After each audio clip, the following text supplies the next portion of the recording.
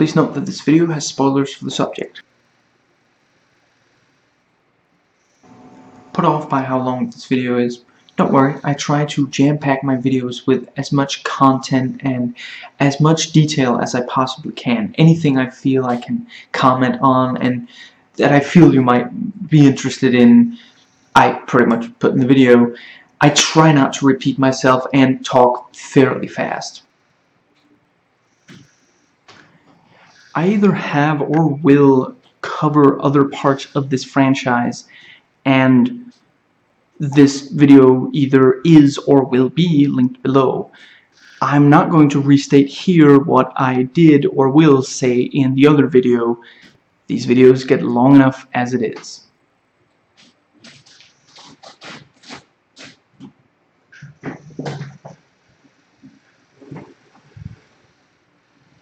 Greetings. Eternal Sunshine of the Spotless Mind movie thoughts. Actually, now that I realized I put the thoughts at the start of the video title, because by the time you've read the entire, when it's like a thumbnail, you might not be able to read the entire title before, and yeah, that was probably something I didn't need to explain. I don't think you can hear the low hum of my fan, but yeah, I have just the one. It's nice to be, you know, appreciated for the effort you put into it. In the audio test of this setup, it did not, you know, it picks it up for like a second, and then it, you know, the software knows how to, that's something that should be phased out. So you probably don't hear it, but apologies if you do. And we're gonna jump into notes taken while rewatching. I'm not sure I've been making sure to say that on all the recent videos. A lot of these are rewatch kind of, so you know, which helps explain why there sometimes are a lot of notes in the notes taken before rewatching, because I already watched it. Now, just to get it said, a lot of these notes I voice typed, and for some reason Google Docs does not like to voice type Joel. It almost always comes out as Joe. So if I accidentally say Joe, it's not that I don't know he's Joel, it's just that I forgot to correct it from it having been voice typed as Joe. And I have to admit, for a while I was not going to do any video on this. I'm not going to be around the bush. I'm pretty unqualified for this, but I mean, I'm going to be talking about some dream logic, camera tricks and visuals, characterization, interpersonal relationships and dynamics, you know, the romantic comedy stuff and subversion of romantic comedy stuff. But I'm not going to be talking about symbolism or anything smart or esoteric. That, yeah, only what I mentioned. So, just, yeah.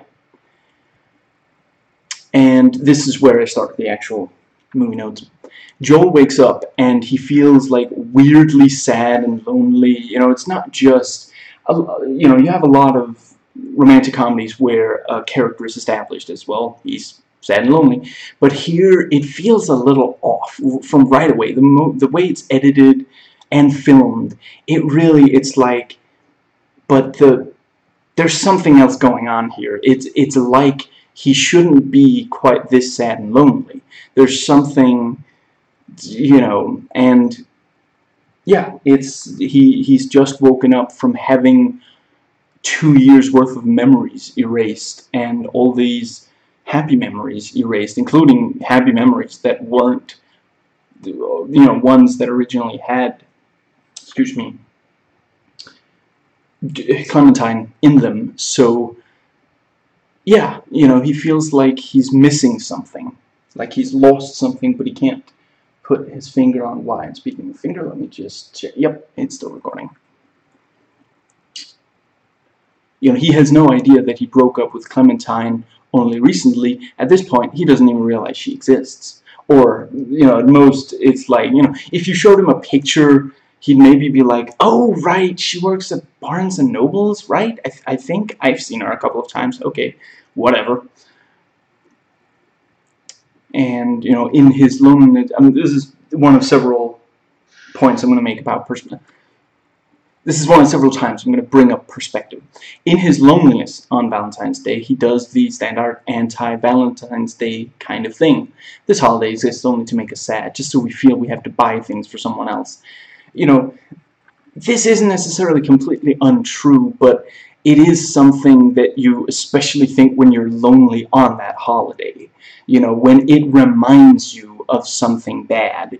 When, yeah, I mean, a lot of holidays were made up because, you know, some of the more recent ones, it's because a company wanted to sell you stuff.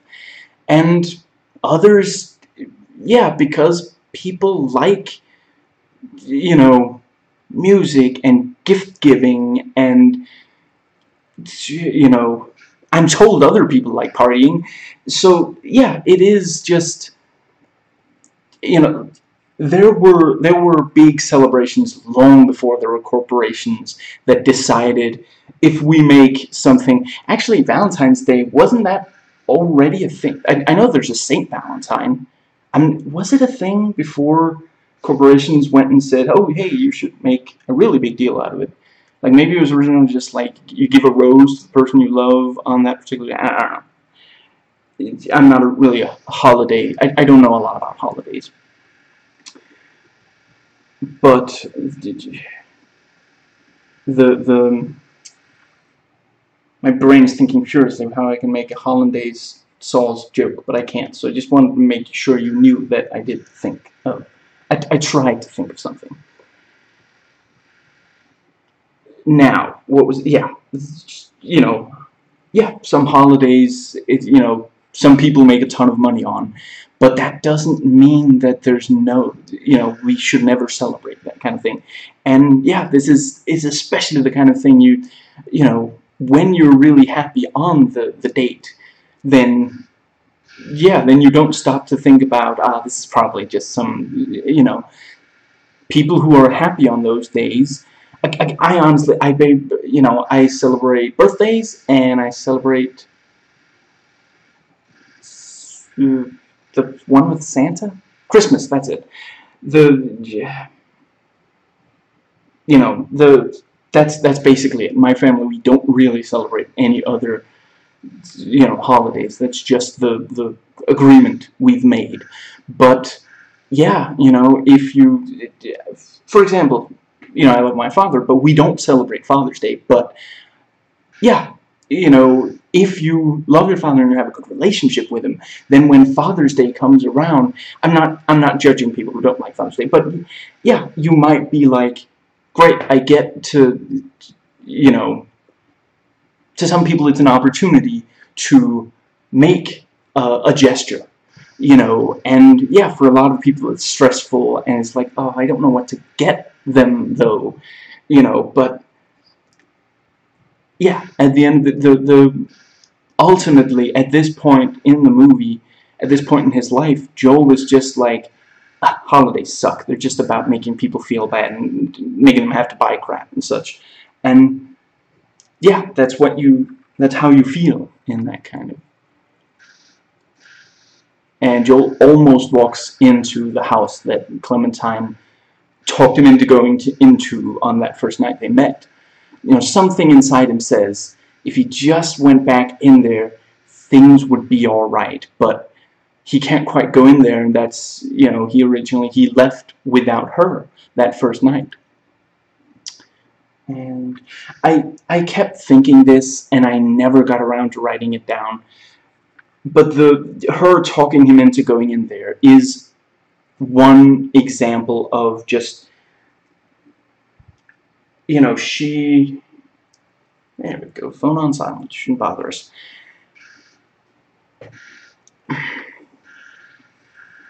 Okay, train of thought went off the rails. 1 second. She talks him into things that are exciting, but that might also be kind of risky. You know, it's also just this thing of, won't the ice break under us? And she says, do you really care about that right now? And I mean, I forget, I don't think he even really answers that, because to him it almost sounds like a trick question, but yeah, to her, she's thinking, she says it at one point, I want to make sure I get as much out of life, because it could end suddenly, and I want to make sure I lived every moment of my life to the fullest. So yeah, to her it's like, okay, the ice might break, but this is, this is making me happy, so I don't care about that risk. And also with the, going into the house, and he points out, there might be a dog, and I was also thinking there might be an alarm. It's, I mean, it is like a vacation kind of place, right? I'm not sure necessarily people live there all the time, but it's probably like a summer getaway kind of thing. But yeah, they might have, so not necessarily a dog, but they might have, although there's mail there though, so I guess, maybe it is a place they live. But anyway, if there's like an alarm and like police show up or something, they literally have nothing they could say that would make them look innocent, because they're not innocent.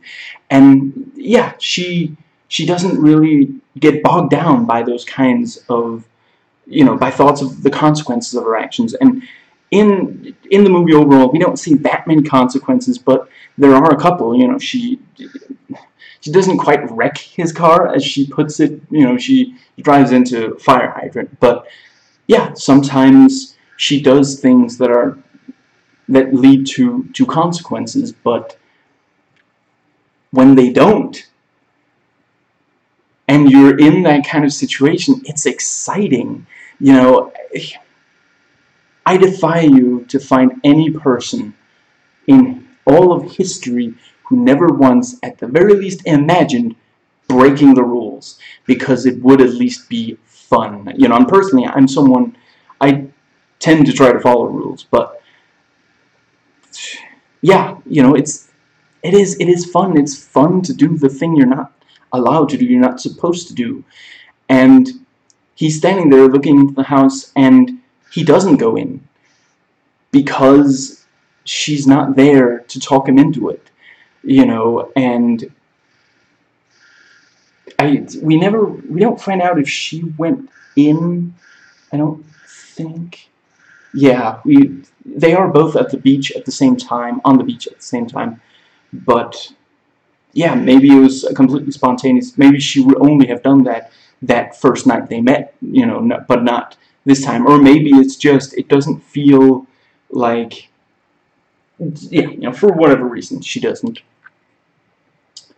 Now, and when they're alone at by the train tracks, and still recording, waiting to get the train, to take the train back from Montauk, who stole it for reasons we never find out, Joel tries to avoid Clementine while she tries to get his attention. And, we do find out later, I'm talking about the first time you watch the movie, you just, that's what you get from that. Once you've watched the entire movie, you know that there's more going on there, but it really does highlight their differences.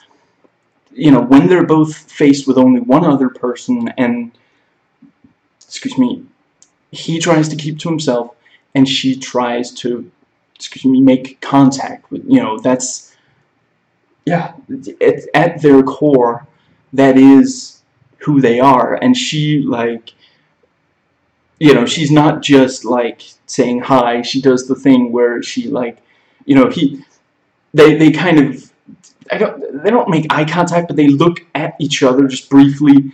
And so he walks to the other side, so there's the billboard kind of thing between them. And she walks back to that side where he just went, and does the little wave. And does he then go back around, and then she goes back around too and does a wave, and she almost does like a clown kind of pose, like leaning back, and just because that's her. She doesn't. Yeah, she says later, "You're not some kind of stalker, are you?" She, for all she knew, this was some freaking psycho that the moment that he saw her was gonna like attack her or something. But that's not. Yeah, she doesn't really think of such. And, you know, when she asks him, I mean, she's basically, she is joking. She doesn't really seem at all concerned. It's just, yeah. And she goes hi, and he goes, I'm sorry, and she's, I just said hi. Yeah, as someone who isn't super comfortable around people myself, I've done that. I really love that the music plays when they're talking to each other, but not when they aren't. And this is something I'm almost certain the commentary track also points this out. And I also read it off IMDb at one point, possibly before I got the DVD. I think I've had the DVD almost as long as the movie's been out, but I forget. Let's see. Yeah, that was, originally they were gonna like have the music fill the silence, but then they thought, well, wait, what if we have the music play whenever they're talking, so when they stop talking, there is just silence, and it works really well. It is like the music is almost like a train engine slowly gaining steam, and then just, yeah, because they're making contact. They're having, some of the time they get a little annoyed with each other or things get a little awkward, but at least there's a connection. There's something, they're not just sitting by themselves, not saying anything, not having anything to do with other people. And that is, again, even Joel isn't happy all of the time with Clementine, but at least she forces him to actually connect to another person, which is also why she gets frustrated when he doesn't talk a lot about himself and such. And this was something I also thought of noting, but ended up not noting. I guess this is a fine place to mention that when when they're in bed, she's like, I tell you everything, and he's like, constantly talking isn't necessarily communicating. And then he tries to like be intimate with her, kiss her and such, and then she, leaves. And I think a lot of guys just feel more comfortable when they can be physically intimate and, including but not limited to sexually, but just because there we know what, I mean, yeah, when it's just, when it's just the couple, when it's just two or more, I'm not thinking shame,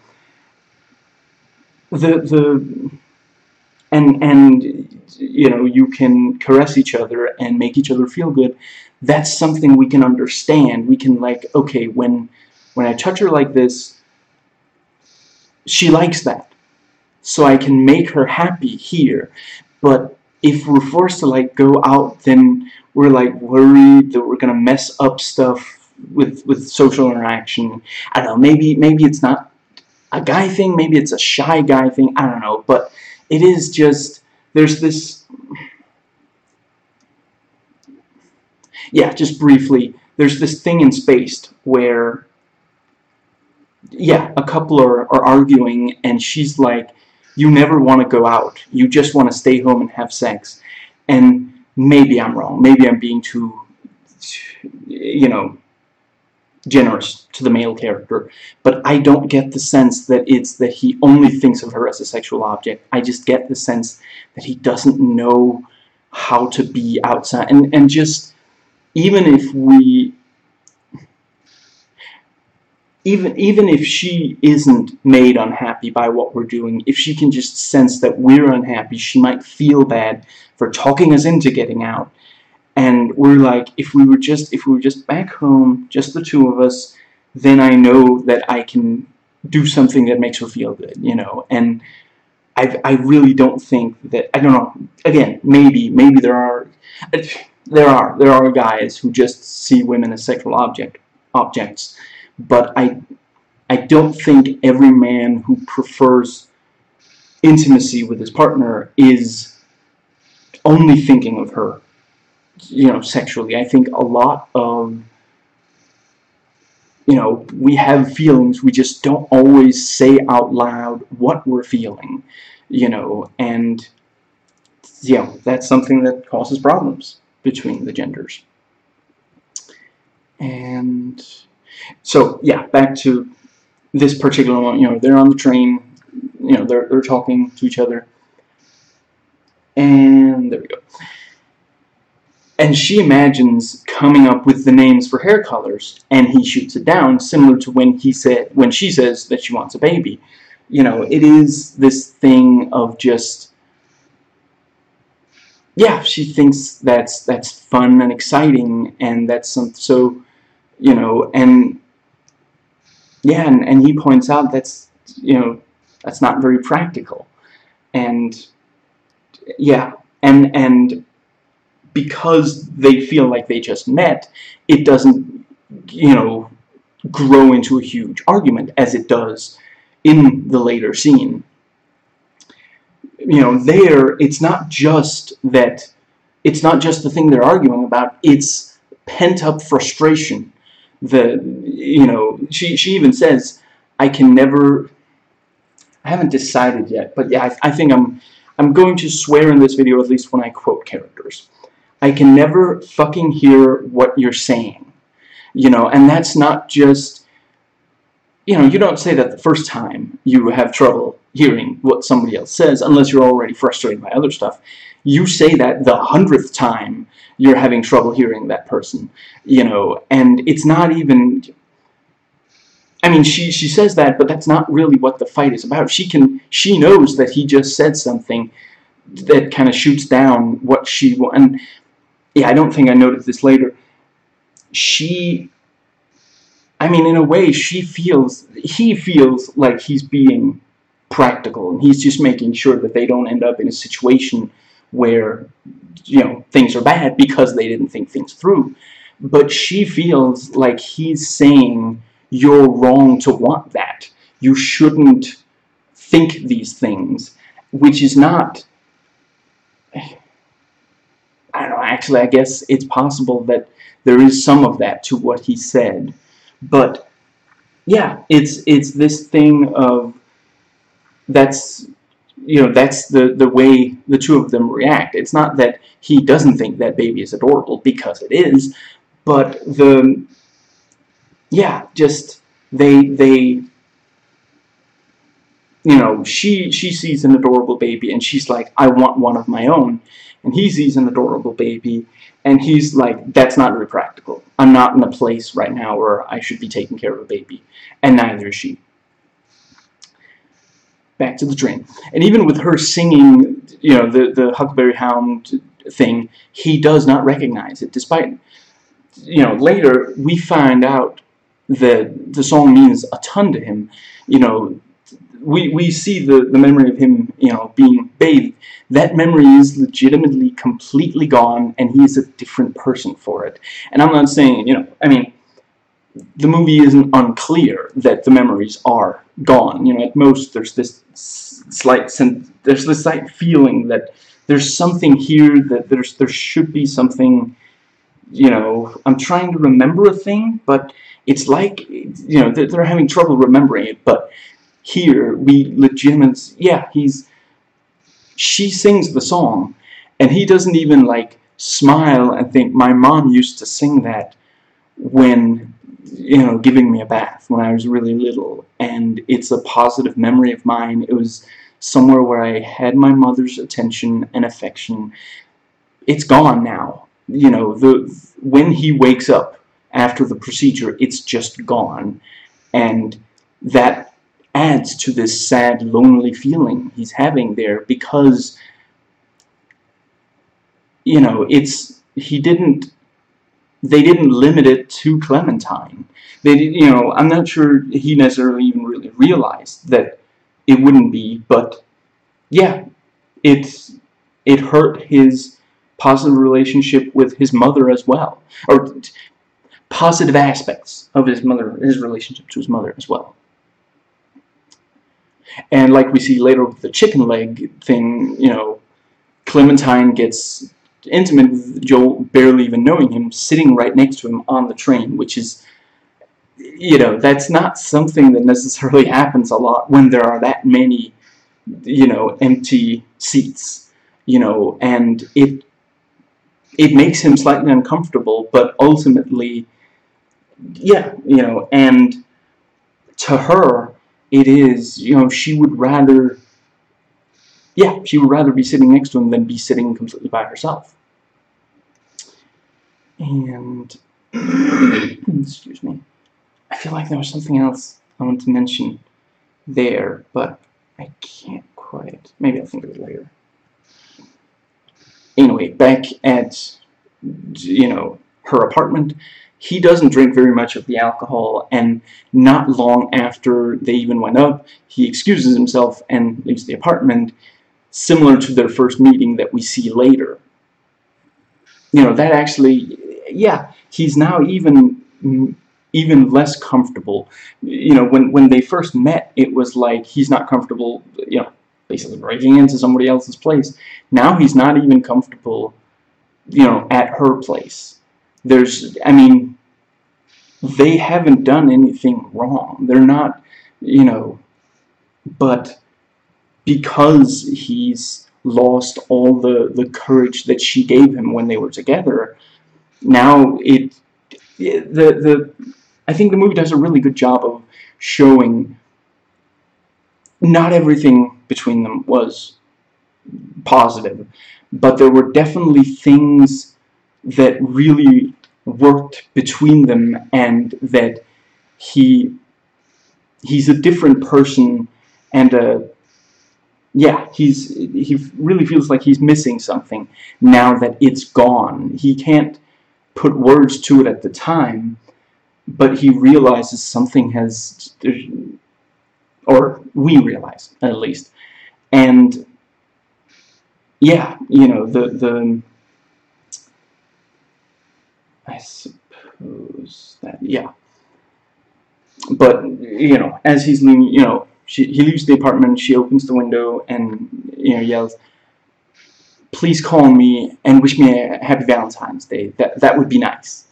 And you know, he leaves with a smile. He's, you know, now that he's back in his, he's in his comfort zone. He's not, you know, in this place he doesn't know, with a girl he doesn't know, and all this. Now he can appreciate how much, how good it was to be with her. And yeah, he does go ahead and call. He wouldn't have called if he legitimately felt like, I mean, this, I don't know this girl, I'm kind of, it's a little scary to me how, you know, she'll just go right up and sit right next to me and all this. It's just, you know, and when he calls, he's smiling and really happy there. And they go to the Charles, and you know, he admits that it's beautiful there. She pushes him into experiences that he does enjoy, but he wouldn't dare do these things himself. He might not even think of going there himself, which, I mean, it's not, as far as I understand, it's not that far away from where they're living, but I don't really know the place. But I read on IMDb that it's not, you know, they're not hugely far away. It's not like, you know, a friggin' road trip away or something. So yeah, and once he's in the situation, again, not all the time, but Clementine has, you know, pulled him into a situation that he really does enjoy, because she doesn't so much think about the practicals. She just thinks this is going to be a good experience. And faced with the prospect of going to sleep soon, she asks if they can go to his place. This, you know, again, this is not, they're at her place. She could easily just like say, well, goodbye, call me, and go up there, but instead she's like, yeah, can we go to your place? And then, yeah, I quite enjoyed the awkwardness of Patrick talking to Joel when Joel was in his car, and the whole, actually, I guess, yeah, that is the only interaction they have in the entire movie. You know, Every single other time Patrick is near Joel, most of that time Joel is unconscious, and the rest of the time Patrick's face is being obscured, or some kind of, yeah. And apparently, for the people who haven't watched the commentary track, because some people stream this instead.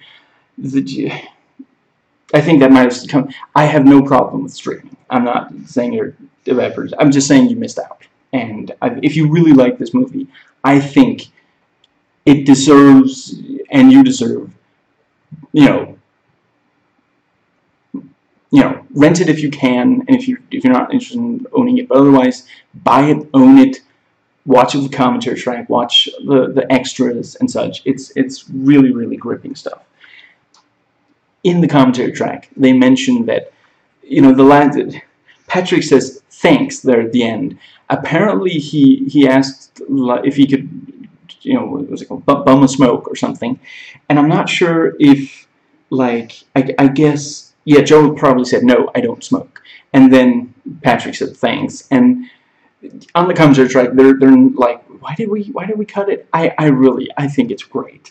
It's just so, the whole thing is so awkward and weird, and just, even once you understand what's going on, it's basically Patrick being like, oh crap, is she reconnecting with this guy? And can I get him to leave, or what exactly is going on here? That kind of thing. And yeah, he's like, what are you doing here? Can I help you with something? And and Joel is like, I don't understand what you're asking. And then thanks, and then he just leaves. Just that's so good. And at 17 minutes in, the opening credits start running. And this is the thing, some people have said this is a good thing, some have said it's a bad thing, if I recall at least. Personally, I think it's great, because this is, and the scene we're watching, we don't realize yet but this scene is, it's set before the other scenes. So, and it's this, the first time you watch the movie, I think my guess was this is like a year later, they've just broken up or something. And, the realization that it's several nights earlier, and just the whole thing, yeah, it is, a new part of the movie is starting up. And I really feel like it would have, credits before this particular time, I would say would have felt obtrusive, and here they don't, because and the song also just fits perfectly. I just know what the song kind of makes me feel like this is kind of sad, and yeah, he's singing, he's crying, he throws away the tape, and the credits are rolling, and we don't quite know what's going on, but it is just, yeah, it feels sad, and yeah. Now, yeah, the own credits start running. We don't know when this is. We know it's sad. And we figure it probably has to do with Clementine. And yeah, later we realize that all this takes place. Sorry, this scene takes place before all the scenes we've seen, and that they had a relationship back then. And about 21 minutes in, we start to see lucid dreaming experience in his memories, but then it cuts, and it'll be a little while before we realize what's actually going on there. And on the commentary track, the director and writer talk about they had to make an effort to make sure you didn't see Patrick's face in Barnes & Noble and the origin. Obviously it's so that we only realize later what's going on there. Personally, I don't think it's like completely unbelievable. In Barnes & Noble, when Joel realizes that Clementine, she acts like she doesn't recognize him, which she doesn't, and she's already with someone else, it hits him so hard that he can't even look at the new guy. He just turns around and leaves, with just no, yeah, I don't know if I read the reviews, but I forget if someone said that this seemed really weird to them or something. seriously, have you never experienced where you were like just completely taken aback and you couldn't even like, yeah, yeah. And he drops something in the Lacuna offices, and by the time Joel looks in his direction, his face is behind. He's picking stuff up, and I really don't think that it's excessive or unbelievable or anything. It's a place that does a thing. Okay, okay, don't give me your life story. And they point out on the commentary track, Mary hovers near the doctor, and yeah, she so badly wants to spend more time around him, and most of the time she doesn't have much of an excuse to. I mean, he's in his office and she's at the at the desk, reception, or whatever it's called. They don't, yeah, and here's, oh hey, there's this guy, and she's not even like, she doesn't really have anything to say or do there, so it's just, they like express sympathy, and she's like, yeah, sympathetic, and oh, I'm sorry, we can't show you any evidence, and she's like, no, we can't. Maybe I'm mixing stuff up, but it is like this thing of she's just standing there and like, yeah, that's what's happening. Just she has nothing to do there, and probably if he wasn't into her, he would probably be like, Mary, please go back to your desk. This really isn't, But yeah. And Mary's like, I told him Valentine is our busy, Valentine's Day is our busy season. A lot of couples break up not long before Valentine's, and a lot of single people remember their former partner at that time. Let me just make sure that this text message isn't something I need to deal with that way.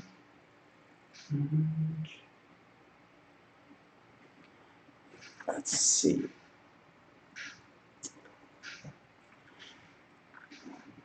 And yeah, and a lot of things. Oh, I think I already went through that. Yeah, and Joe makes the decision to have the procedure done very abruptly without thinking it through, because he's hurt, he's upset, and yeah. And Mary on the phone is like, you can't have the procedure done 3 times in a month. And this is one of the many things in the movie that are like, should I be laughing at this? That's really, but the yeah, it is, it's, if you make a lot of mistakes within a short space of time, it can be really difficult to deal with. And yeah, just really love that line. I love the doctor. Technically speaking, the procedure is brain damage. I really love Tom Wilkerson in pretty much everything I've seen him in. And almost 32 minutes in, we know what's going on with the lucid dream. That's when we find out, memories being erased. And Patrick just immediately criticizes Joel's. He's like, this is a terrible apartment, isn't it? I mean, come on, man. Because he's jealous of the relationship between Joel and Clementine. And Stan isn't surprised that Patrick's relationship with his girlfriend is a little weird. And, later on he's like, what, is it so weird that a girl could be attracted to me? And Joel claimed, Joel is driving after Clementine and, like, saying, I'm happy I'm erasing you. You did this to me first, and at that point, yeah, he is like, yeah, this is the right thing to do, but it's also kind of rationalizing. When people say out loud, I am really glad that I am doing this thing, some of the time it's because they're trying to convince themselves that they're really glad that they're doing this thing.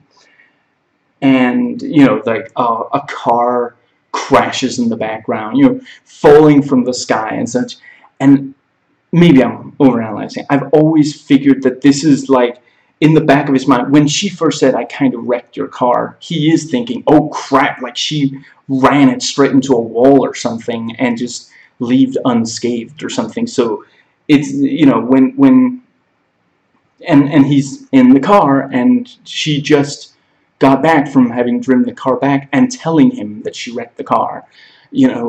So that's still in his mind. And on the commentary track, they point out that, like, for a second, for just briefly, one of Clementine's legs disappeared. I'm not sure if that's like a problem with the CGI or because of the car or something, but yeah, they might have mentioned, but I don't remember at all.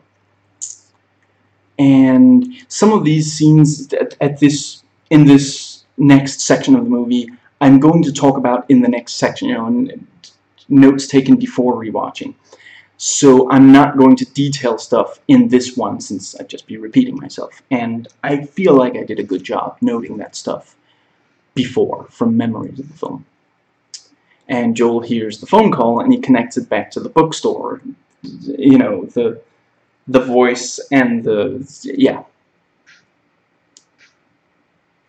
And Stan is like talking about this band, and Mary just wants to talk about the doctor, and he's like, oh, come on. And we get the sense that she does this all the time. She's always wanting to praise the doctor. For pretty obvious reasons, I did not try to voice type his name. Mirsviak, I think, is how they pronounce it, but yeah, if I tried to voice type that, I don't think about what it would come up with. Let's see, and both of them are clearly stoned, and they're diving into their passions, and yeah, I've seen a number of scenes like that where, like, two people are stoned, and like they're like, and like the guy is, is hoping that the girl is with him on this, they both really passionate about this thing, but then the girl says something completely different, and he's like, oh, okay. And the jewelry that Joel buys, is the exact kind that she likes. We see Patrick give it to her because it was one of the things that Joel handed in when he came in to do the procedure. We briefly see a framed picture of child Clementine. Later we see her with child Joel, even though they didn't know each other back then. And 52 minutes in, Joel has regretted getting the procedure, but he can't stop it. I like how Dream Clementine gets tired of running. Like, come on, can't we sit down for just a minute? Just the idea of a figment of your imagination getting tired of running is just, yeah. I love, the doctor. I'm going to try to do the entire line. Who's that guy? Oh, that is Patrick Baby Boy. He works here. Just, the rest of the sentence could, logically and just very matter-of-factly stated. But the name, when Joel hears the name, he immediately thinks Clementine saying it just like that in the bookstore. And he has also put together that this is the person that she was with there. And Joel actually opens his eyes.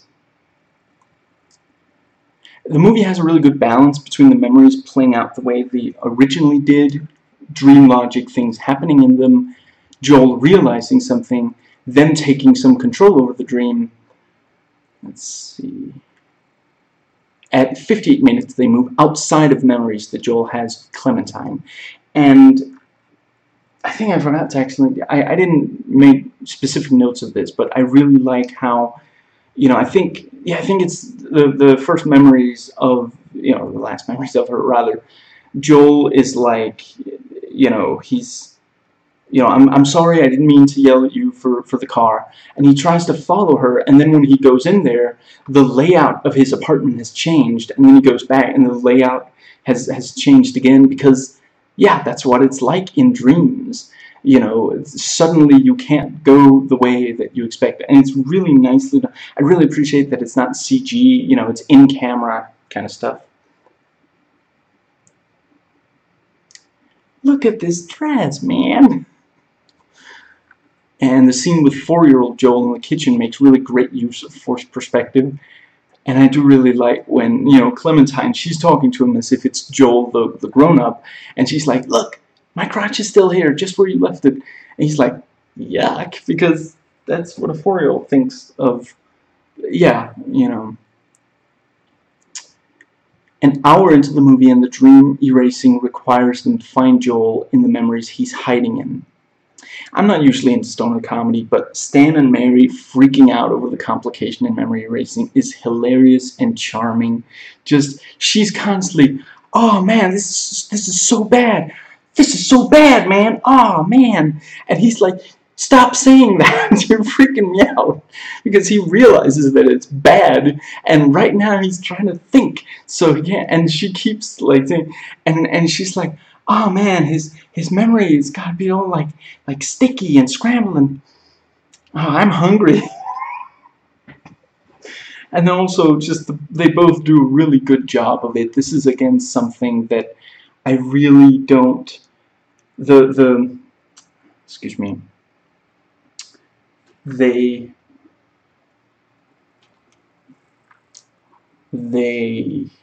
don't, I wouldn't necessarily have thought that these two actors would be good at this sort of thing, though I've liked them in a number of the things I've seen them in, although I admit that when I saw that Mark Ruffalo was going to play the Hulk, this was the first thing I thought of him in. I was like, the guy who's going to play Bruce Banner is that guy dancing with Kirsten Dunst in underwear? And, you know, it just, you know, conversely, when I heard, you know, Edward Norton is going to play Bruce Banner, I'm like, oh, American History X, that makes perfect sense. He can do both this kind of calm and also this kind of, oh, rage is taking over kind of, so, yeah. Anyway, yeah, the you know, maybe especially, like, if you've seen, if you only know them, if you only know Ruffalo from the MCU, and you were told that he could do stoner comedy kind of stuff, you might be kind of surprised, yeah. The doctor takes them having not been watching the screen while doing the procedure fairly well. Is he even surprised? Now, and Clementine, thinking that Joel's memories of her are safe now, points out to him that for the relationship to exist again, he'll have to find her and remind her of the relationship, and Joel is trying to explain how Patrick took over the relationship, which I don't know if that maybe speaks to that she's kind of being more mature and he's being a little petty about the Patrick thing, or I don't know. I mean, it is, and that's also something I really enjoy, the repeated mentions of, he stole her underwear, which is really, I'm going to talk about that in the next section, but that is messed up. Now, those eye drops you got me didn't do shit. I don't do drugs, but I think a ton of people who do, they try to do things to avoid being caught while they're still on the drugs. And yeah, eye droppers, because as far as I know, if you look into the pupils of someone who's done marijuana, you can tell the pupil, like, I don't know, dilates, anti-dilates, I don't know. And when the doctor sees Mary opening the door, he looks at Stan, and he probably knows they've had, you know, possibly he can tell that they have had sex, or maybe he figures they were going to, but, you know, then ran into trouble with the erasing. And he's not comfortable with being around her outside of the office, but then he also doesn't, you know, really, he doesn't get her to leave. And Joel and Clementine, MST3K, a drive-through movie that they snuck into by, you know, being on the other side of the, you know, that container or something.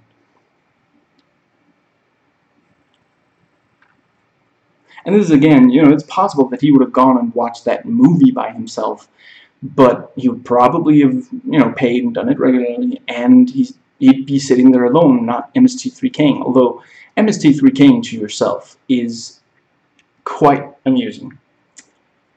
Now, and Joel imagines going back to a memory of being bullied, and trying to win against the bully, which, again, I think everyone who's been bullied has, like, imagined, if only I could go back, and it's not necessarily violence, but it's just, I wish I had said this thing, or, like, and an hour and 12 minutes in, we see the house at the beach again, and Clementine says, it's our house, but we still don't know exactly what happened there. Mary and the doctor are sweet together. If only it wasn't cheating. An hour and 17 minutes in, and Mary realizes they had a relationship before. And she really, she's completely, she's completely different from how we see her the rest of the time. She's so, it legitimately upsets her. And it is, I mean, finding out that there's something that other people know about you that you feel like you should know yourself, it's yeah, unsettling. I still thought you would save me, even after that. I know. And Joel says he had a Huckleberry Hound doll as a kid, and he loved it. Both of the Lacuna people and Clementine go into a house or someone's home that they don't live in and look for liquor. I mean, the Lacuna people were invited, but I doubt that Joel was like, please help yourself to my liquor. Thanks, Dan. We'll talk. It's like, we both have to sleep so we can get up early tomorrow, but you really messed it up, dude. 1 hour and 29 minutes in, and we see the opening again, but now understand a lot more about it. Mary leaves, and Stan assumes that it's her stuff in the box, and, actually it's possible that that last box was just her stuff, but definitely she also had others. Or did we? Anyway. She definitely also has tapes from couples that erased each other, and, let's see, and files on them, so she would know where to mail the stuff. And Clementine followed the urge to go to Montauk a lot easier than Joel did, who barely made it into the train. She must have already been sitting in that train, and he's like, he almost went to work, but then suddenly runs, after all, it is still Stronach, which, again, ultimately, even, I mean, at that time, he doesn't consciously know that he's going to run into Clementine, but on some subconscious level, even after all the pain, yeah, he still feels, if I could just, if I could just see her again. And yeah, we see Mary had tapes and files of the memory erased people. And Clementine reads the letter Mary sent, even a little bit of it out loud. And they listen to her tape, neither of them understanding what's going on. And she goes to Joel's, who's listening to his tape. Excuse me. And on the tape, Joel says that Clementine tricks him and others into thinking that she'll take them somewhere exciting, and, it's possible that at the time he has forgotten, but it may be yet another case of perspective. Now that he's lost her and he's unhappy with her, he's like, she tricked me, but the second time they met, she specifically told him, I am not going to fix your life. I grabbed the full quote. Too many guys think I'm a concept, or I complete them, or I'm going to make them alive, but I'm just a fucked up girl who's looking for my own peace of mind. Don't assign me yours. And yeah, she never tricked him. She said it, I was going to say day 1, but I guess day 2, technically, depending on how you count the hours. And even with the memory of doing that erased, she says something similar to him right before they both say okay and the movie ends. She's been in that situation many times. She is just being herself, and guys read into that she's going to be perfect for them.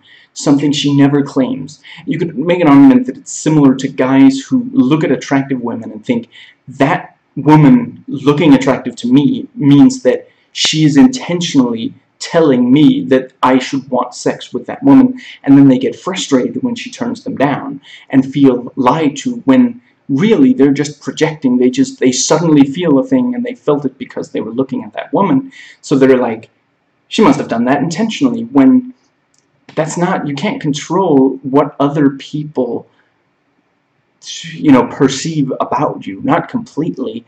And just because someone wants to look attractive, period, doesn't mean they want to look attractive to you specifically. Now, not to mention that some guys feel like, you know, even when the woman isn't trying to look attractive at all, and you know, they hear on Joel's tape, he says, I think he says, you know, like, her hair, the thing with her hair is such bullshit.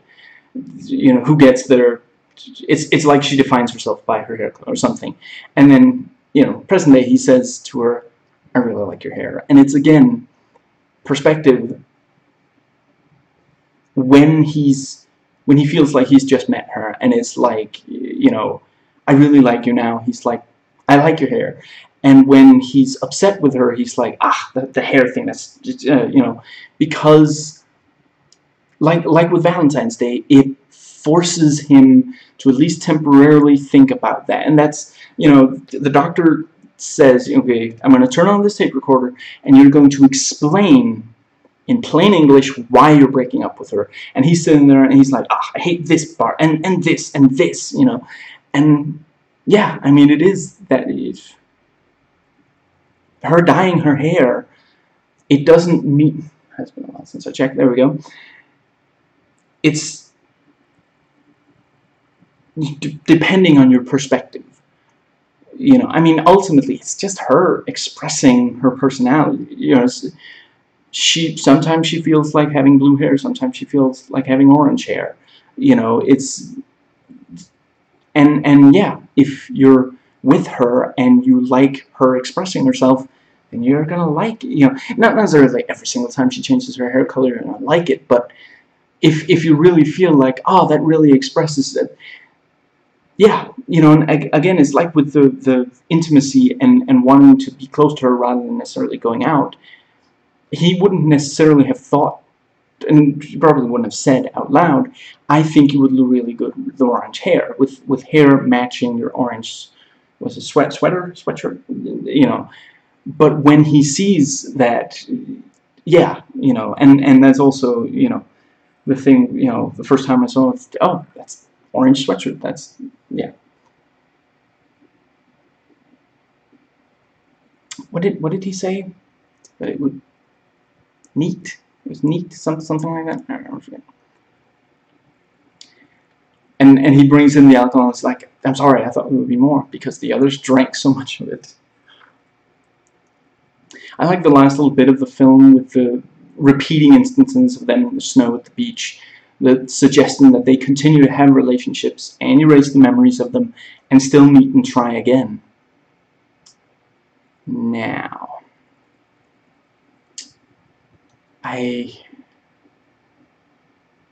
let's see.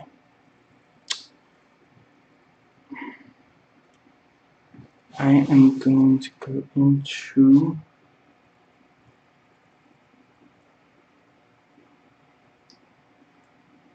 notes taken before rewatching. Some of this I wrote back before anything happened to my wrists, and back when I still did separate videos. You know, I did thoughts videos, but I also did, you know, spoiler-free reviews. I guess I'm just going to read. This is the plot, you know, synopsis I wrote.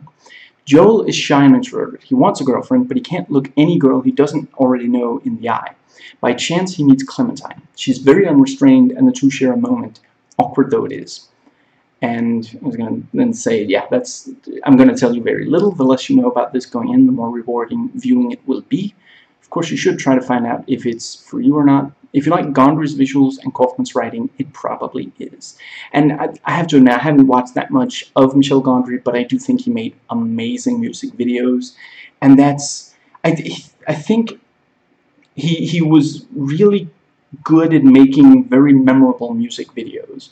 You know, there are so many music videos, and back when he was directing them, it was just insane how many there were. So you had to do a lot to stand out, and I feel like he really did.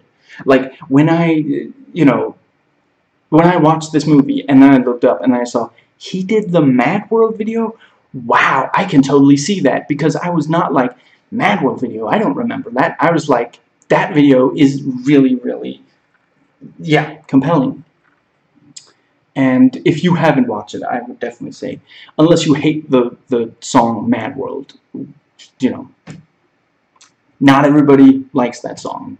They're completely entitled to have the wrong opinion. But yeah, Gondry and Kaufman are absolutely a perfect match. And this thing's going to go off any minute now. So it's going to be ready to turn it off.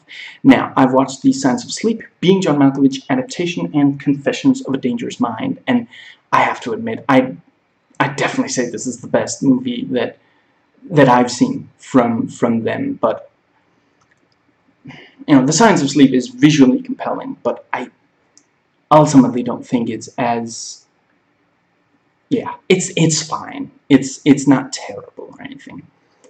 And I do think, I do really love Being John Malkovich adaptation and Confessions of a Dangerous Mind. He did amazing writing on those.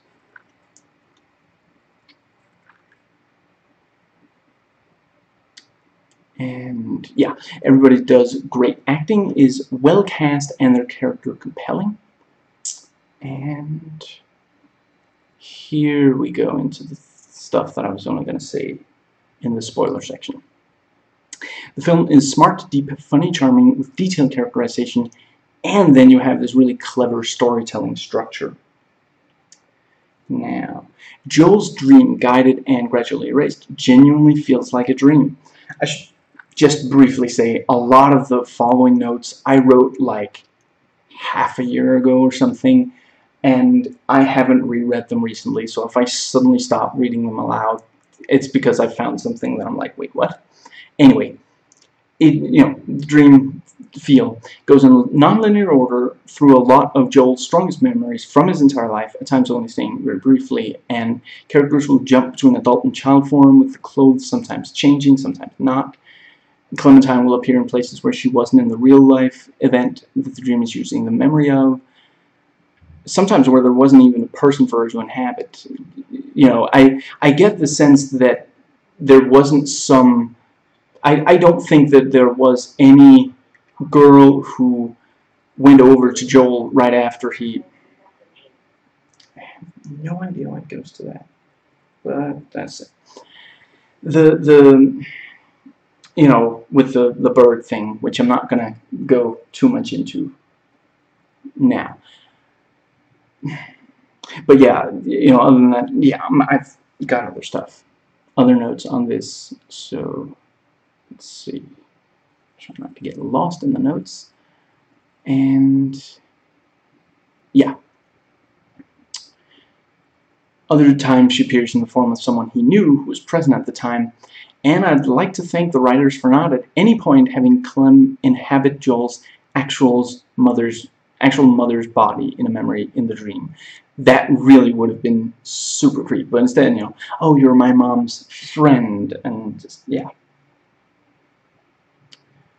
I love seeing the memories play out, and, dreams... One second. Memories play out, yeah. Memories play out, and then you've got the dreams, each running forward, but in the overall order, it's like backwards in the chronology of the relationship. I saw critics say it's like Memento, and yeah, Memento crossed with something else. I forget what the others were.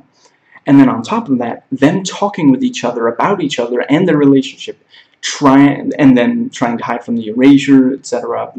You have them like, in the woods, and she's like, come on, enjoy nature, and he's like, I really have to wake up so we can stop them erasing my memories. And then she starts like strategizing with him about that. I really love that. It really, the movie, so much of the movie feels like a lucid dream. I think more movies need to exist that have the lucid dream, the feel of a dream, because it is something. It's something that really needs. I think whenever there's a movie that shows what it looks like, people who've had dreams like that will be like, okay, so I'm not the only one who's had dreams like that. I've had dreams that looked a lot like like, for example, the stuff where suddenly the geography of your apartment looks completely different in the dream than it does in real life. And suddenly a person will just disappear, even though you were talking to them, and a person will, you'll be like, well, this is obviously my ex-girlfriend. And then at the same time, you're looking at them and you're like, you're my mother's friend. That's, yeah. Maybe a lot of movies do exist. I have to admit, this is one of the only ones I know now. There we go. And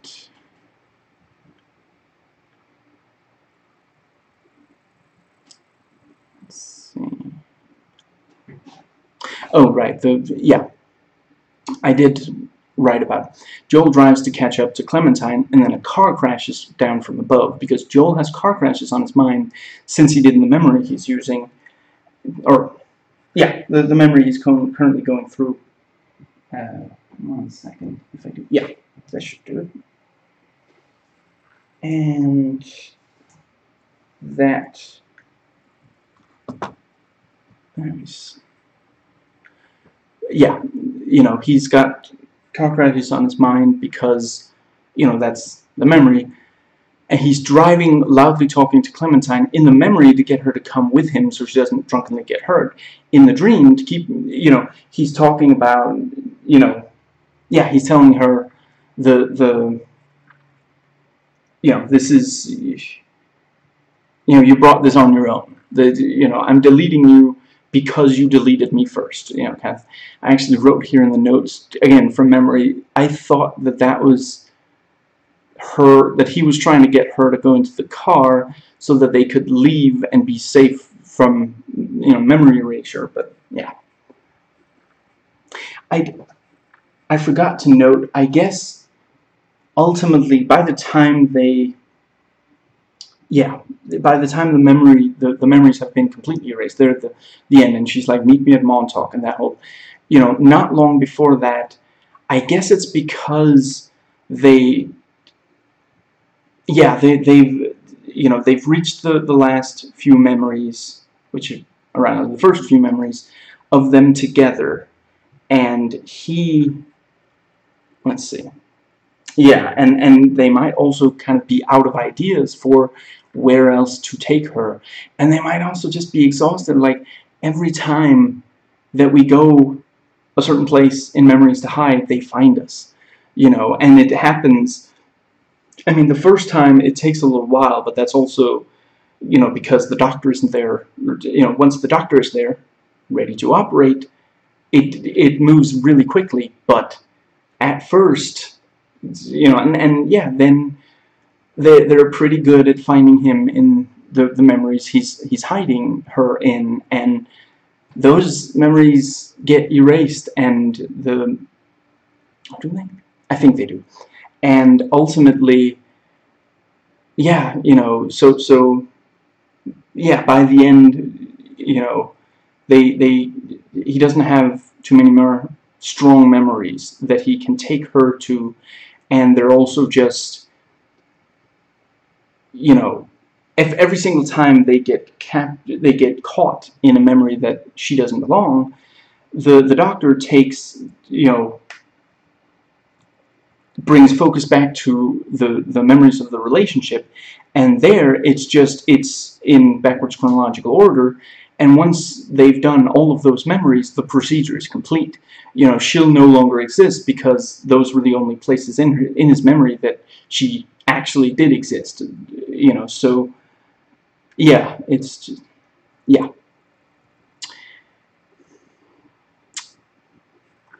I debated with myself with this. I think I'm just going to go ahead and say it. I think there is a game in part inspired by this, but I don't know if it's actually... I think it would be really cool to have a game where you're trying to hide in memories and you're running around and suddenly the geography of your apartment doesn't make sense and all this stuff. And the thing is, I don't know how you keep something like that going for very long, and I don't know. I mean, I guess it would ultimately almost have to be... I've only played the demo of Stanley's Parable, but maybe something like that, because certainly that has the kind of absurdist thing going where it's like suddenly, you know, like... Yeah, I'm not going to spoil anything of that. Play that demo. If the concept of it at all appeals to you, play the demo at least. I'm not going to tell you to go out and buy the game. I didn't. I don't know if... But play the demo at least. It's amazing. If it's at all the kind of thing you'd be interested in. There's a point in the demo where you're just... Yeah, basically like a thing is going to happen, but then instead you're told to go in a different... You're told to go in a completely different room, and it just... Yeah, like a lot of things happen in the game, in the demo, where it's like, how did we get here? That came out of nowhere. And I mean, I think one thing that would work with the game, I don't want more movies based on this exact concept.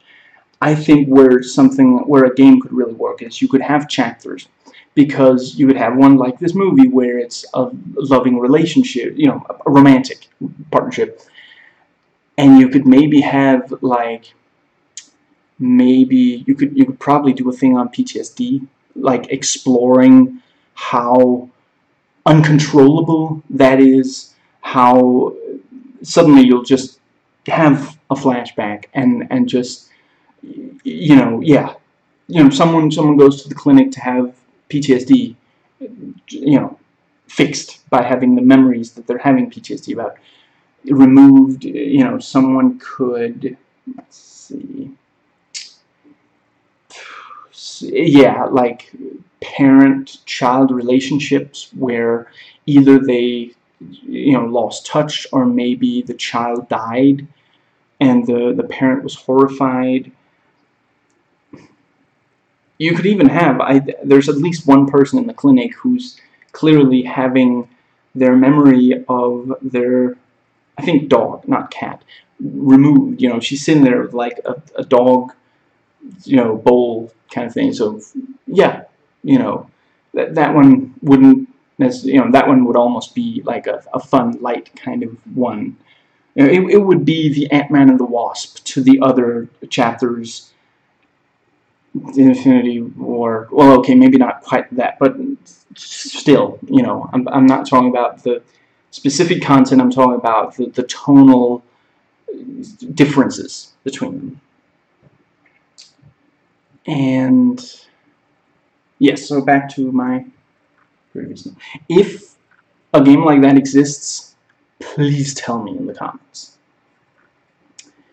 Several things, back to the pre-written notes, several things you only really understand when you think back to them, not when you first see them happen the first time you watch the movie. Why Joel pretends slices his neck during one of the first fights we see them have, and, you know, one of the last that they actually do have, he's trying to play, show he's fun, kind of diffuse the situation by appealing to one of their fun activities together. It's like the one-person version of the, you know, pillow smothering thing. And let's see. Yeah, and, you know, when we first hear that Joel doesn't know Huckleberry Hound, you know, yeah, you know, we're also like, how could you not know Huckleberry Hound, like, at all? You know, I mean, maybe you don't really care about Huckleberry Hound, but yeah, you know, and the reason he doesn't is it's, you know, every memory of that has now become erased along with her. You know, one of them was the being bathed, but she was in that memory as well, and then that memory was erased as well. Now, let's see. yeah, now connected to memories of her and was so targeted for termination. And we see the futility of that. The meet cute, which some might call contrived, but really shows that some memories and urges are so deep it would be very difficult to remove them entirely. Anyway, culminates in them dating. This in spite of the procedure taking away a thing they had in common, the Huckleberry Hound thing, where, he says it was a huge part of his childhood. We hear his mother sing it when she bathes him in the sink, a happy memory that he has now lost. So by removing it, they're changing him on a fundamental level beyond the 2 years that the two of them dated.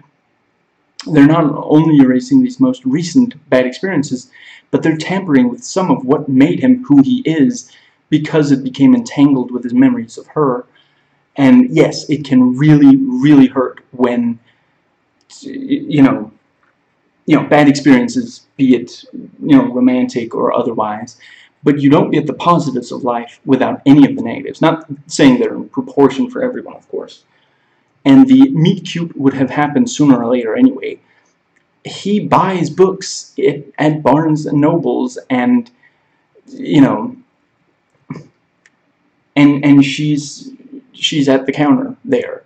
Sooner or later, like, one of them is going to be like he's gonna briefly look at her hair, and she's gonna catch him in that, and she's gonna say something about, I know, my personality comes out of the, out of the tube, and,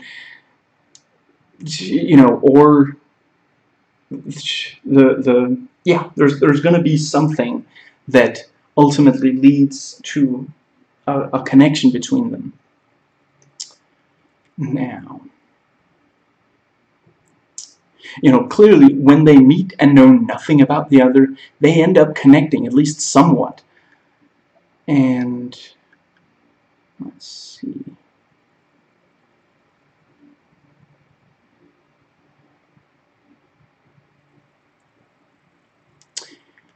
And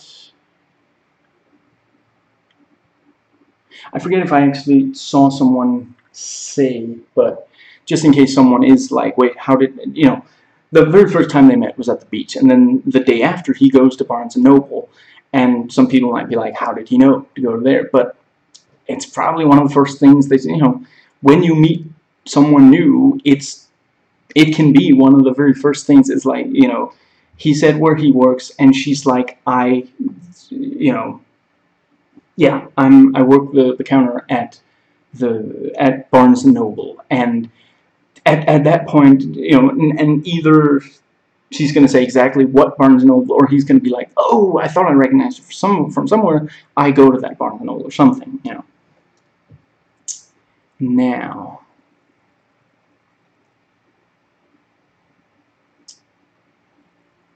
the meet cute is very stereotypical romantic comedy, including but not limited to, neither of us even really knew why we were there.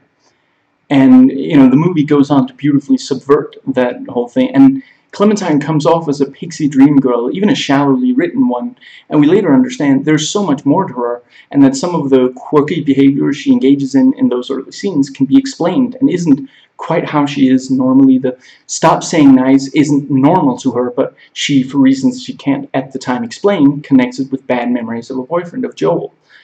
She's like, I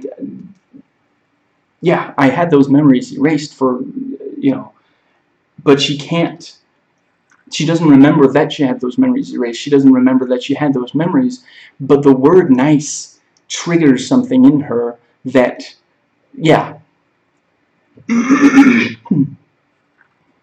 let's see. I thought this was a pretty good IMDb plot summary. When their relationship turns sour, a couple undergoes a procedure to have each other erased from their memories. But it's only through the process of loss that they discover what they had to begin with. Now, and ultimately the procedures used in the film doesn't actually solve anything.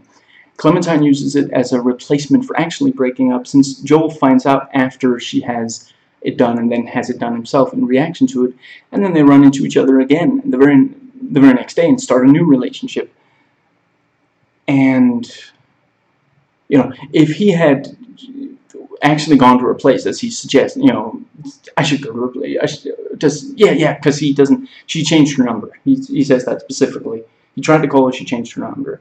I could go to her place. And the others are like, no, don't do that, because they know that she won't know, you know, she won't know who he is.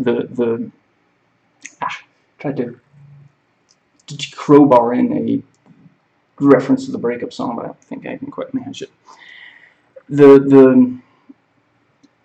Yeah, anyway,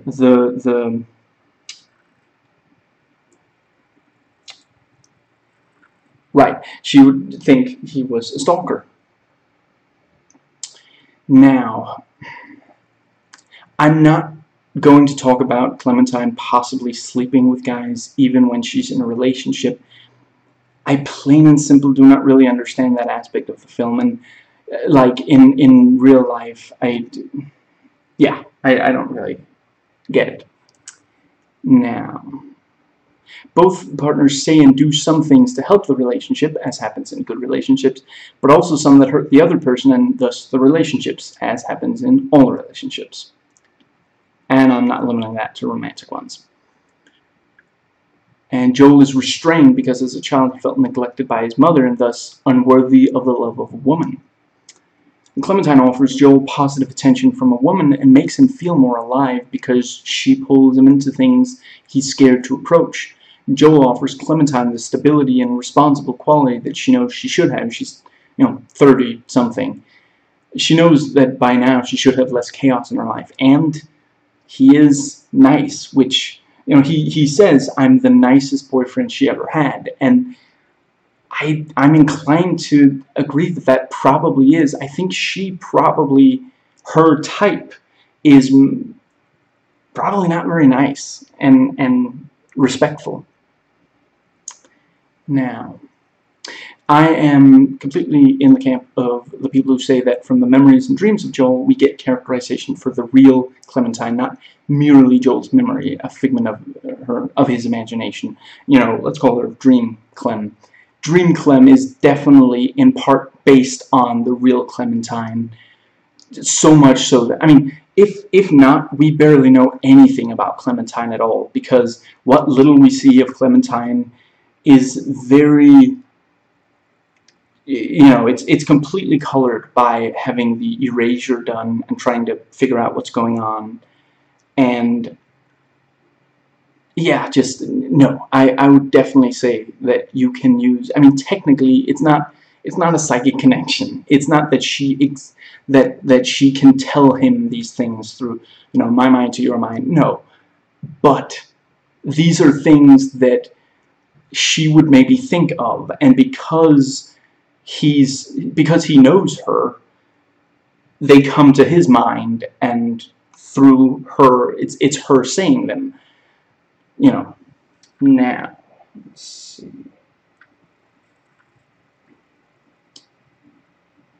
Now, Rob and Carrie, I don't have a lot to say about, but, basically she's trying to protect Joel's feelings, and she tries to get Rob to calm down when he gets angry while building a birdhouse. Respectively, Rob first offers a joint, and then decides to just tell Joel everything they know, as if those are the two ways to handle the situation, keeping him in the dark or shoving him into the light.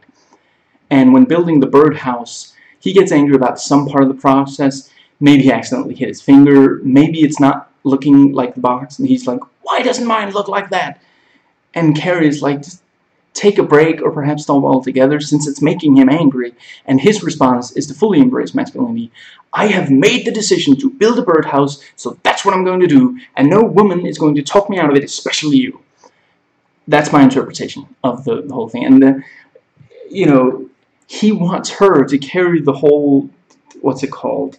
The cooler full of, like, food and drink, and have Joel carry the wing of the plane, when obviously it should be different.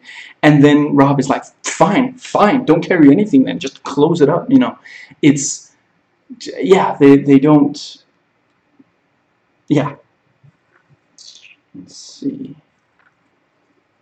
And the professor and Mary. The professor is the only truly professional member of their business, and really thinking about it, I guess, not always, he's the closest they come to someone who's actually professional. Mary took the job because she truly believes in the procedure. As she says very early on, adults are like this mess of sadness and phobias. She genuinely thinks that people are better off with their negative memories erased. That's why it shocks her at the end to learn that having her own memories erased actually led to her making the same mistake again.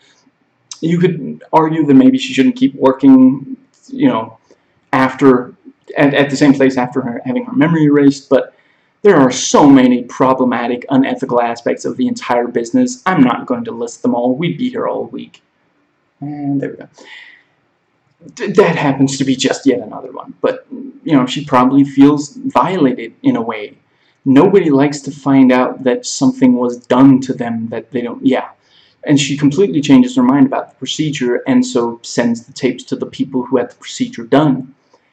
And if I recall, she even says that it was unethical for the Lacuna people to erase memories. Anyway, Mary took the job because she truly believed in the procedure. And, to her, the professor was the embodiment of the procedure. He not only runs the place, he came up with the procedure. So of course she falls in love with him. And he falls in love with her passion for the work and her interest in philosophy. Now, Stan and Patrick. Stan kind of mildly accepts Patrick's mistakes. He should tell Howard that, the way Patrick is behaving with Clementine. Patrick is objectifying Clementine, basing the relationship entirely on lies. He falls in love with her from seeing her unconscious. It would be healthy for him to not even think of her as someone who he should invite into his life when he sees her like that.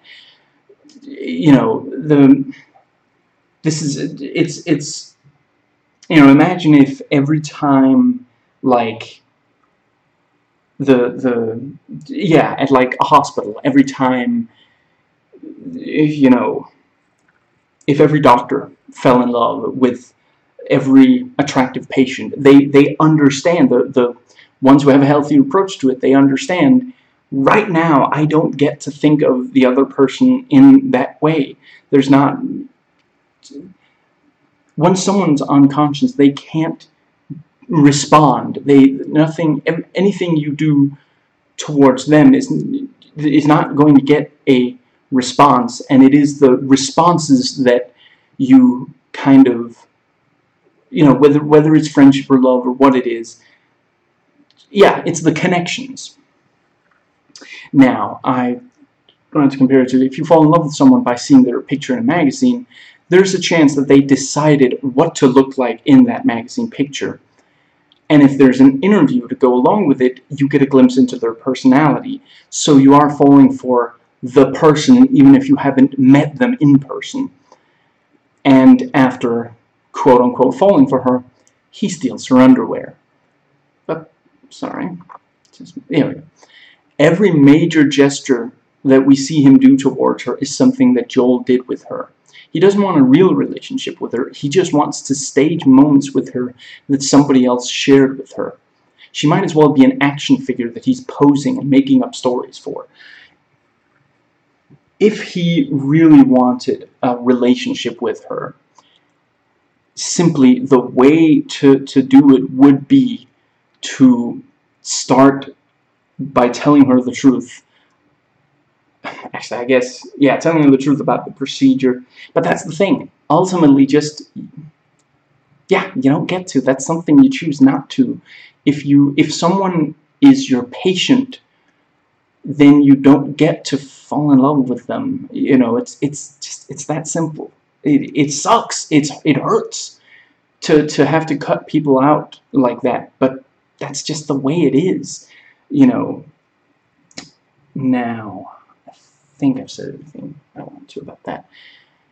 I think the ending, them saying okay to each other and then smiling and laughing, means they try again, although I can see arguments for them agreeing not to try again. Although, as I said earlier, it does definitely appear from the last seconds of the film when it keeps repeating, them in the snow playing together. They probably do have more relationships, but I I think an argument could probably be made that at that time they say, no, we're not going to have a relationship, and then they end up, maybe there's another party that both of them are invited to, so it's just, and that's where their relationship starts again. But personally, I think them saying okay is like saying, okay, I guess it won't last forever. I guess we will end up hurting each other, but right now I want to be with you more than I want to not risk being hurt by it. Now, I noted here that half an hour into the movie we see Joel in his memories. That's probably why I watched the commentary. Now, and the movie's half over before they start hiding in unrelated memories, and they don't spend all that long doing so. I don't think the movie's hurt by how at first you don't know what's going on or when something is happening in relationship to something else. Watch it more than once in close succession and spend time piecing it together, analyzing what we see in here. And I totally get, when this one was in theaters,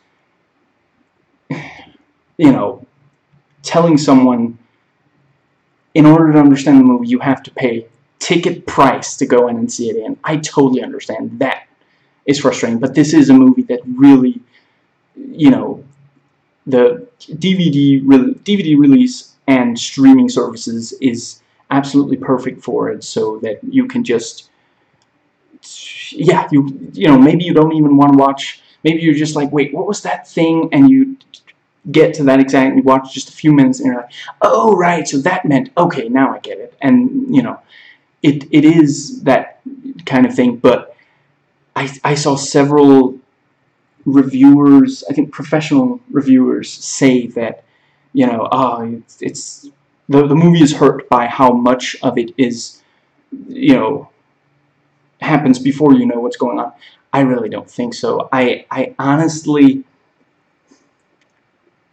the movie would have to be shorter, and I'm sure someone has done like a fan edit to put it all in chronological order, and the movie does not play the same. I pretty much guarantee it loses a lot of the effect because it's now chronological, and it's also just, when you think back to your life, do you remember everything in chronological order, or do you sometimes say, oh man, there's this, I met this girl, and she was so, it was like kind of odd, and we were like, hi, and was like, what did you say? Oh, I just said hi, but we really hit off. And then you're talking about, man, it really hurt, and then we ended up, leaving each other, and then that's how you remember things anyway. And yeah, the movie is not about you sitting down and knowing exactly what happened at every moment. So much of it takes place in people's dreams and memories. It's about your dreams and memories, and it works perfectly. I would definitely say it would have to be shorter if the movie started by saying, okay, hypothetically, you could start the movie with the scene where Joel says, she acted like she didn't even know me. And then we're told about the procedure, and then he says, I want the procedure, and then a few minutes later, we see them start the procedure. Cut out the first 17 minutes, or move it, or something, but it just does not have the same effect. The whole thing that we see them have the meet cute, and get just a tiny indication of who they are as people before we see the memories being erased. Just think about it. Think about if we didn't know Clementine at all before we saw memories of her being erased. It's just the fact that we see them together, at Montauk by themselves, and the way they react to each other's presence, and this whole, it really colors your perception of both people, and it's a perfect introduction to because by the end of that first scene, you're also like, by when the opening credits start rolling, you're not everybody's going to be in love with Clementine, but I think it's hard not to fall in love with Clementine and Joel together. them as a couple are just so sweet and fun together, and just, you know, yeah. So when we're told, oh, it ended up badly, we're like, oh no. And, you know, getting to see all these experiences they shared, just, yeah, I really, it's completely, I mean, it's not as if it's a movie where you don't know what's going on until the very end. Some of those are really frustrating, but yeah, it's not that. Now, let's see. I would say this is more of a drama than a romance. It focuses so much on the bad in their relationship. It makes a real case why they shouldn't be together. Not now, not in the future, not ever. No relationship is perfect, but a lot come way closer to the, you know, the several ones presented here. Maybe I'm reading too much into this with, you know, into the negative memories presented, but I will definitely say people who expected this to leave them with a good feeling, you had the wrong expectations of the movie. It was not at all. And I don't really understand why you would think, I mean, when I think of the, I shouldn't give that away. Anyway, oh, I should definitely say, this is almost definitely going to be the only movie by Michel Gondry or Kaufman, I forget his first name, that I'm ever going to do videos on. The others, I am completely lost. I love what I'm seeing, but I'm completely lost. This one, I really feel like there's something I can comment on, and by this point in the video, you're either like, yep, or nope. Now, but I suppose, yeah, I just, you know, the thing about the relationship, the Joel and, actually, let's just briefly clarify. After the meet cute, after, you know, within the first 17 minutes, they seem like they're really fun together, but they don't really, we haven't seen them have problems together yet. But by the end of the movie, when we've seen all their problems, then I do think I completely understand both of them in erasing the memories. Now, let's see. Yeah, I don't know. I mean, I do prefer to avoid negative, even if it means less positive, but I do realize that's not healthy, and I think that's because of who I am. I don't think that that's good for very many other people, and it's probably not good for me, but them's the breaks. Now, yeah, you know, relationships like this are maybe more fun. Personally, I prefer the relationships where the people are both, I try to be a very responsible person, and I prefer being around responsible people. It always freaks me out when people get, like, sudden impulse, you know, to do a thing that just, yeah. I'm not averse to doing things that are a little, you know, crazy, but not right now. Like, if, you know, if you want to do a kind of crazy thing in a week when I've had time to research it and prepare myself mentally for it, okay, but not right now, not like in the next few seconds. And I get, for people who do have some impulses, they're like, a week? Come on, now. Yeah, just, yeah. But, yeah, I think that's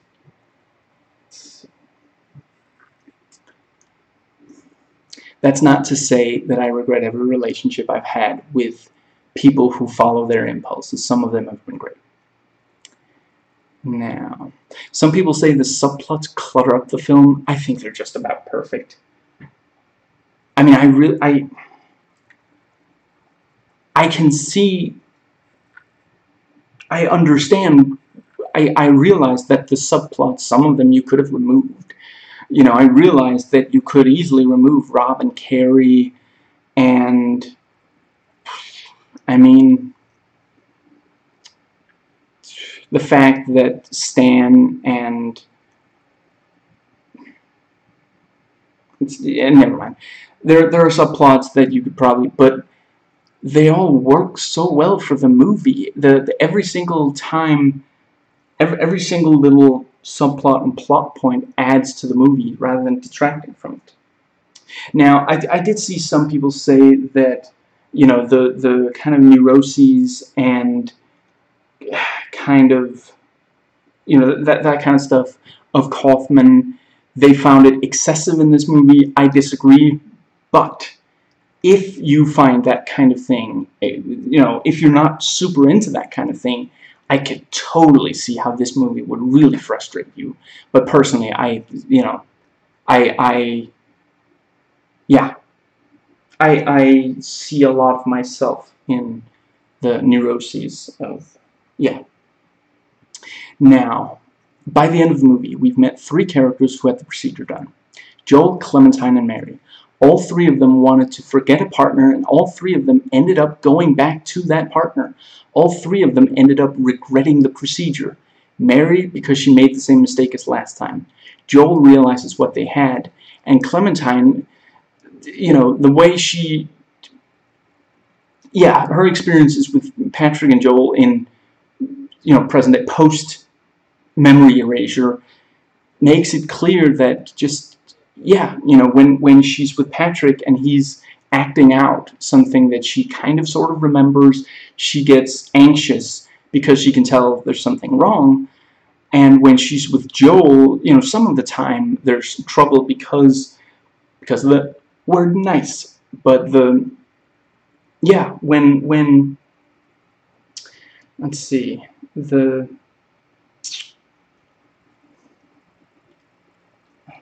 what was the thing?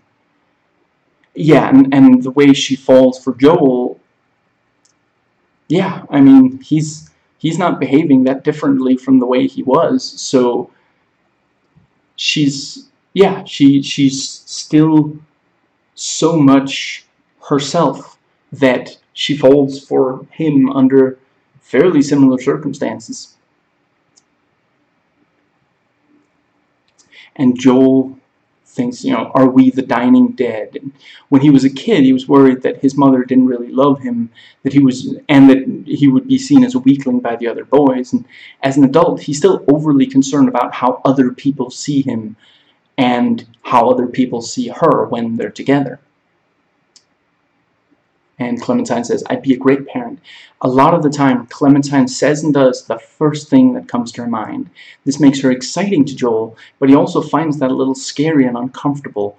And because he spends a lot of time not admitting that to her, that's how it makes him feel, sometimes he just blurts out his brutally honest opinion. So she sees a child and thinks, I wish I were a mother.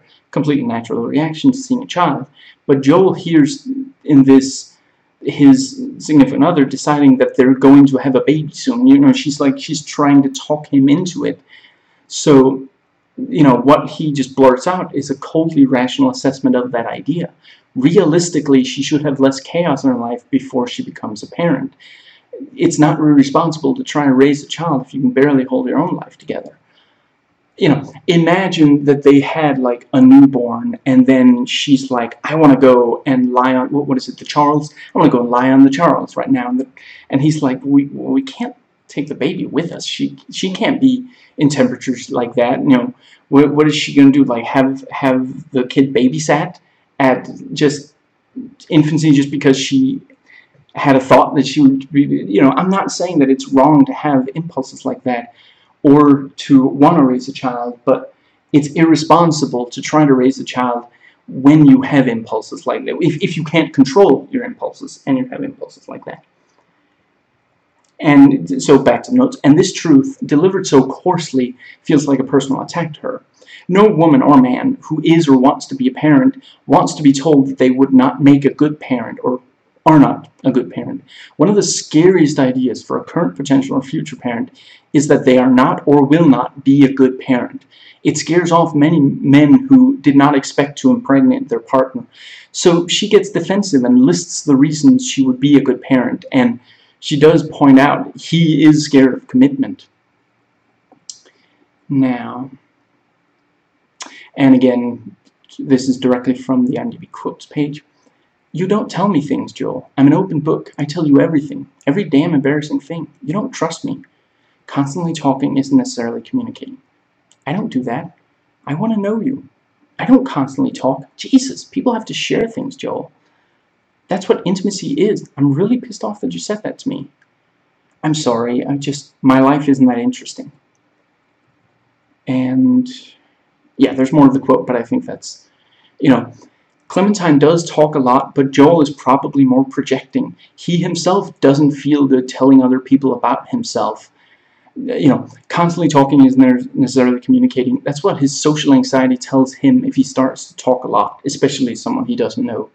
And it probably does scare him somewhat to know so much about her, to be responsible not only for himself, but also partially for her happiness and other needs. Now, we don't know a lot about Naomi. There's a deleted scene where she calls him and thanks him. Wait, did she call him? One of them calls the other. She thanks him for last night. And IMDb says that this was them having had a one-night stand. I don't know enough about. Okay, if you say so. In what little we hear there, she seems less impulsive and, well, sometimes kind of abrasive than Clementine, by a lot. He was more comfortable with her, but then at the start of the movie, he admits that if he went back to her, it would basically be because she's nice, and nice is good. Not because he can't live without her, which he realizes is the truth about Clementine when he starts losing his memories of her. Would he be doing anything other than limiting his own loneliness if he went back to Naomi? And would it be good for her either? I'm not saying that every loving relationship has to have, deep, passionate love, but just, it seems like such a cold and rational assessment of the, yeah, it's like it's a video game and there's a loneliness meter, and he's, and the game presents him with various options, and one of them is go back to Naomi, reduce loneliness meter by 30 out of 100 or something, just, yeah, you shouldn't get in a relationship with someone that if you're not that passionate about being in a relationship with them. Yeah. Now, let's see, let's make sure to get on the, there. And finally, the Friday the 13th, 2009 opening. So I rewatched my own videos on Friday the 13th, 2009, and realized, as I had hoped from my recent rewatch of the movie itself, the entirety of all the Jason movies, all the Freddy movies. In my videos, I did mock how exposition heavy the opening is, the opening line exchange is, but I don't know. I've forgotten by now. I'm not sure I went through like line by line, so I'm going to do that now to point out how the following feels like every line was written in response to a not paying attention yet audience member who couldn't figure out what was going on without everything being spelled out. So, let's see, yeah. There are, yeah, let's do two characters in one. One finger up means Pamela Voorhees is speaking. Two means it's the camp counselor. No fingers up means I'm saying what aforementioned audience members are saying. Come here now. No, you're the last one. Wait, how is she the last one? I've killed all the others. Oh, okay, I understand now. It'll be easier for you than it was for Jason. Who's Jason? Why are you doing this? That's what I want to know. You need to be punished for what you did to him. What did she do? And to who? I didn't do anything. See, she's confused too.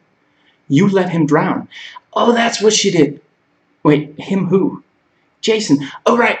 You mentioned him already. Who is he to you? My son. Okay, gotcha. I didn't do anything. No, please. Wait, what does family think that the camp counselor should have been doing anyway? You should have been watching him. Gotcha. For how long? Every minute. Seems like a lot, but I understand where you're coming from.